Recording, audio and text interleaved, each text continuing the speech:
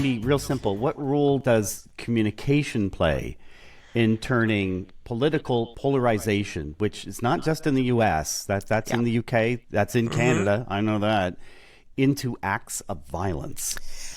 Yeah. So first, let's talk about a little bit about what type of polarization, right? So you can talk about polarization in the sense of political distance between viewpoints.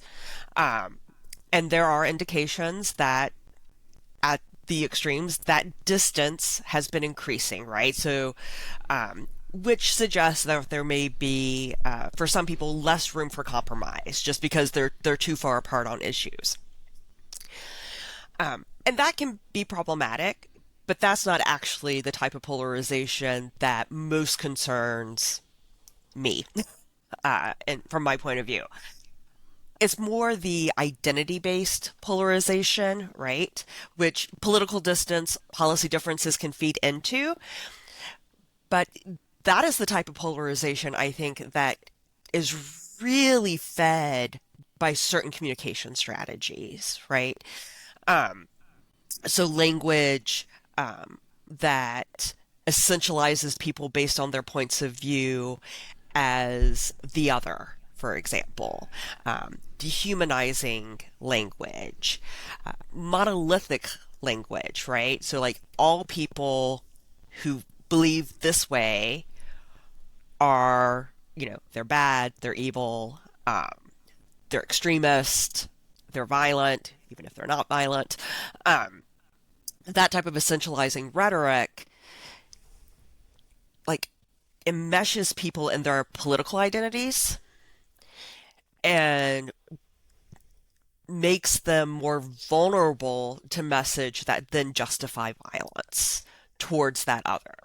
We've seen this in all types of violence, that dehumanization of the other is a critical step, and that is usually carried out through a variety of communication strategies by a variety of actors. Like, it happened in Nazi Germany, it happened in Rwanda before the genocide, and it happens in a lot of modern political discourse as well. Now, Amy, we're obviously all aware of the unrest that is happening in our society, in our communities. hmm But there is something a little bit different about the world that we live in compared to those of our grandparents. So, Yes. for instance, here's my phone and all the social media. So, how does social media play a role? Because, you know, since human history has been recorded, conflict is rife Yeah. in all of the stories passed on through the ages. But tell us about social media. What unique role does it Yeah. play for us? So, what social media does, and specifically the algorithms behind social media that give you more suggestions about what else to look at, Hmm. is it means people are living in totally different information ecosystems. And that creates very different perceptions on what reality looks like, right? So if you think back, even, when I was a kid in the 80s, in the United States, the Fairness Doctrine was still in play. Like, if you looked at the difference between the nightly news on ABC, CBS, NBC, which everyone watched, one of those usually, Mm. um, there were differences, but there weren't a lot of differences. They were largely presenting the same reality. And so the country and communities had a shared set of facts that they were working from. Um, we initially started to see some spikes in polarization actually with the end of the Fairness Doctrine and the rise of talk radio and the growth of the 24/7 news cycle with cable news networks.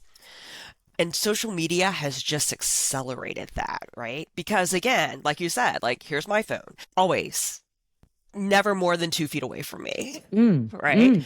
You know, we use these phones for so much, and so people are enmeshed in this messaging.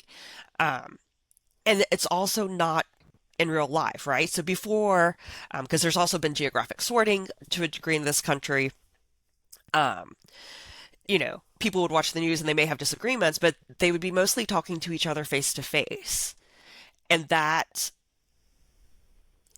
tempered, usually tempers, what you say, right? The keyboard warriors, half of what they type in response to a social media post or in comment sections of online newspapers or in emails. Like we've gotten some quite vulgar emails at Start over the last few days.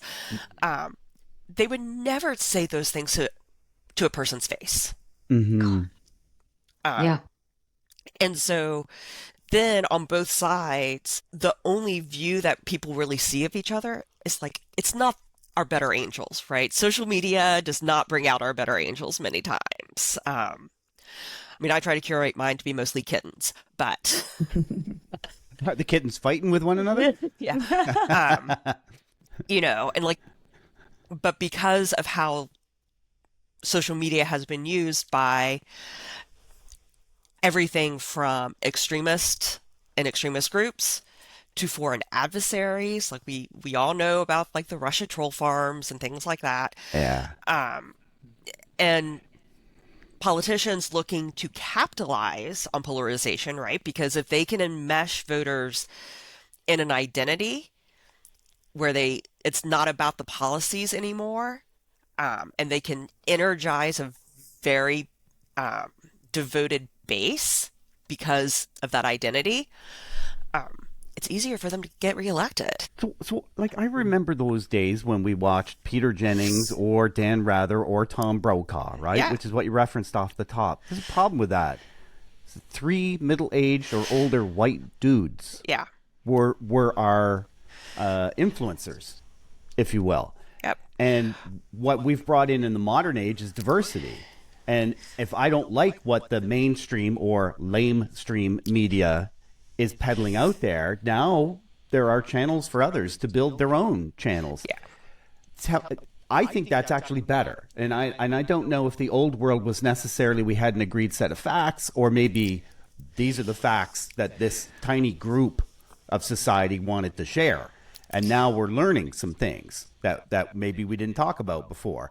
But tell me about the role of influencers. And under that umbrella, I'm actually fitting politicians, presidents, and major party leaders. Do they stoke the fires sometimes? And what role do they play? Yeah. So I think there are a couple of ways that this happens and reasons that this happens. First, when you're talking about content creators, influencers, and this includes politicians, now that there is a 24/7 cycle, a lot of times there's a rush to conclusions because they have to fill the silence, right? So fast. Like Yes. they want to react so fast. Their audiences expect, people, immediate information. And so there's a rush to conclusions, and usually that rush to conclusions is fed by their individual biases or beliefs as opposed to any sort of like evidence. So, literally 20 minutes or so with the news broke, the video started circulating, people who were on the right immediately were like, it's a leftist. The Charlie Kirk shooting. Yeah. Yeah. The Charlie Kirk was shot by a leftist. It has to be a leftist. Those that were more left-leaning immediately said, it's a Nick Fuentes follower. It's a Groyper. Right, because there'd been this feud between the two of them. Oh, got it. And, when very bad things like this happen, a lot of times there's a rush on each side of the aisle to disassociate. Like, that's not one of ours. And then you start getting the conspiracy theories, right? By Wednesday afternoon, I'd seen conspiracy theories that Israel was behind the shooting. Yeah. That it was a false flag attack and that it was within the Trump administration that had, shooting, that a trans terrorist group had groomed him. Right. That the shooter was a trans activist. None of those things seem to be accurate. Like, those all seem to be conspiracy theories that are trying to tie into certain memes or beliefs that are widespread right now within our society. And it, from as information continues to come out, it's definitely targeted violence, but if any political ideology is behind it, it's more nihilist, right? Like just he was trolling with a gun. Like when you look at it seems like his main influence was being enmeshed in online video games. And this is a category that's very unsatisfying to influencers on the right and the left, right? Because it seems like this kid just hated the world and Didn't fit their narrative. They want to push a narrative. yeah, Left or right. left or right. And we have seen in our data, we collect data on these types of events and we collect information about the perpetrators. We have seen a rise of online networks that, like the school shooting that happened on the same day, where there are online networks that radicalize young people that there have been several school shootings, but they're merging with neo-Nazi accelerationism, right? So we need to burn everything down so we can build our white utopia. And that does seem to be the process for the school shooter in Colorado, the exact last Wednesday as well. And so I think, because there's been a lot of information coming out about these online networks, the FBI has put out a warning about nihilistic violent extremism even. Some people rushed to categorize this guy in that way. But I haven't seen any evidence come out that he's part of those online networks. He's a gamer. He's an intense gamer. And, another way people like grab onto facts to fit their narratives, the preconceived narratives, is, the Ciao Bella, Bella Ciao, like on the one bullet. On the right, they're like, oh, that's an anti-fascist song from 1960s Italy. And I'm like, I don't think there's any 22-year-old white dude in Utah who would know that, right? That's not in their information ecosystem. People on the left were like, oh, that's on our Groyper Nick Fuentes Spotify playlist. So but really it's a song that is very popular, that's used in quite a few online video games. And given the other stuff, it's like, that's probably where it came from. Video game. Right. Just like the arrows on the one that sort of like are the move you make, the arrows you push to drop a bomb in a video game. So he was intensely online. He had all the memes, all the video games, and seems to have taken that into the world. And like he seems to have some personal grievances, but I don't think we can really pigeonhole him as, oh, he's right wing, oh, he's left wing. He's not really, he doesn't fit well into either of those categories based on current evidence. And again, he's not cooperating, right? So we're having to piece together, new information continues to come out. So my assessment may change with more information. But right now, I'm like, I don't think we can call him left wing or right wing. Gosh, Amy, it's such a sad state of affairs that we find ourselves in because of these echo chambers that are wrapped around like a bubble around our brain, this sort of social media, and it sort of really hardens our conviction into what we think is the truth. And it's incredibly reductive from a sort of, when you think about the way that our brain sort of shuts down that sense of openness to other views. And just from a cognitive perspective, policies for societies that have always, helped human progress has been from that sense of openness, that sense of, being able to look around and see, what this person thinks, that person thinks, and that sort of that diversity of thought that leads to a really strong, informed policy. So there's so many levels that this is actually impacting. And I wanted to ask, from a prevention standpoint, what types of communication strategies or public messaging has the best chance of cooling tensions? Yeah. So I think there are both sort of like short-term messaging strategies, but also like long-term communication policies that can help in these situations. I actually think for the most part, the governor of Utah has done a pretty good job of trying to cool tensions, been very clear, like one guy did this, um, um, has asked the community, like, what are we doing? What's happening here? Like, we need to get ourselves straight here. So I think he's done actually a pretty good job of trying to cool tensions, trying not necessarily to rush quite so quickly to conclusions. I feel like also his rhetoric has been drowned out by rhetoric by the administration, but also by higher profile right-wing influencers, people like Laura Loomer. Utah's governor is like, it's an uphill battle, right, for those to work. But I think the more people say, humanize each other, right? Not a fan of Charlie Kirk. I have friends who are on his professor watch list.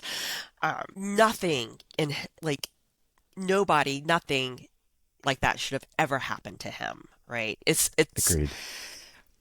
It's terrible. It's hugely traumatizing to his friends and family, traumatizing to everyone who was in that crowd.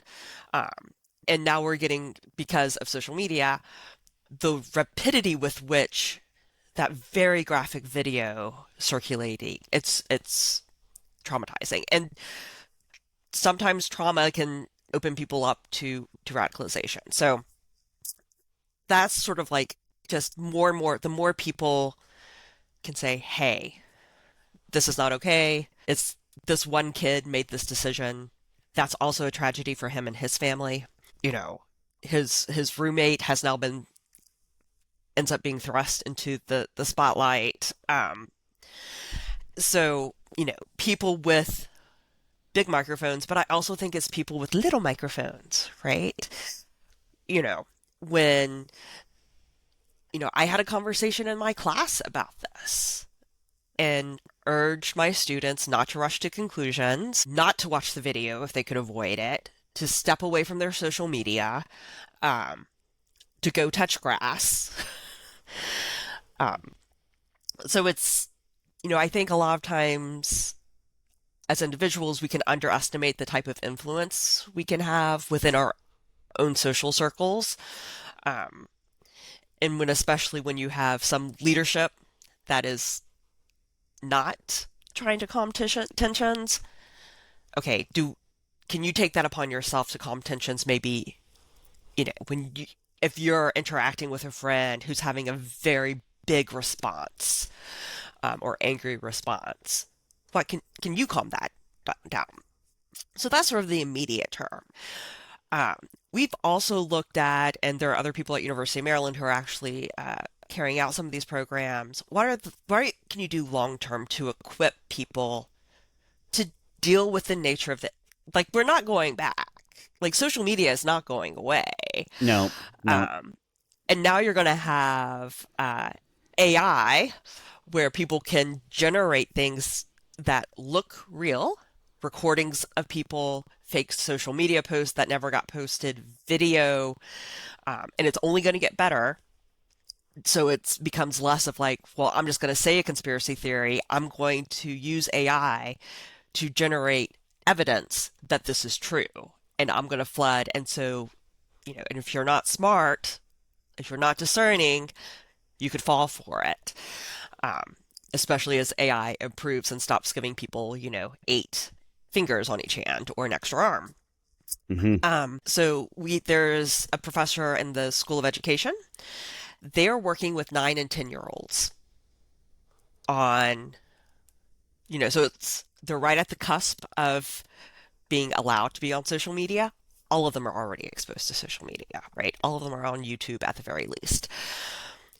Building their critical thinking skills and their emotional intelligence to deal with this landscape, right? We had a group of students, they actually won a national competition that they were using social media to raise awareness about AI and images and how they can fool you. So, and building narratives against radicalization, against extremism, targeting largely college students.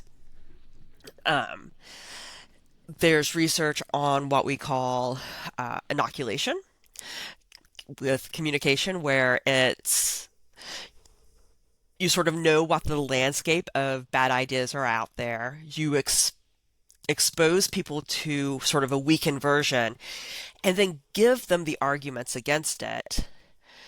And you're trying to trigger something that's called psychological reactance in many cases. Like, these people are going to tell you these stories. It's not for your good. And so that makes them more resistant when they see something like that on social media. They're sort of equipped. They're inoculated. Like, okay, they know how to respond. They're like, you're not going to exploit me for your ends with me believing the story and then going off and doing something bad. That's only going to that's going to hurt me. So, pre-bunking of conspiracy theories and things like that. All of those are sort of, they can be used in sort of an immediate context, but really they're long-term strategies. Yeah, that old adage I had as a kid about sticks and stones, it just doesn't apply anymore. The words have deep meaning, and we're taking action on things, which in some cases is good, but in these rare cases, tragic. Amy, thanks so much for your time today. Really appreciate it. Thank you for having me.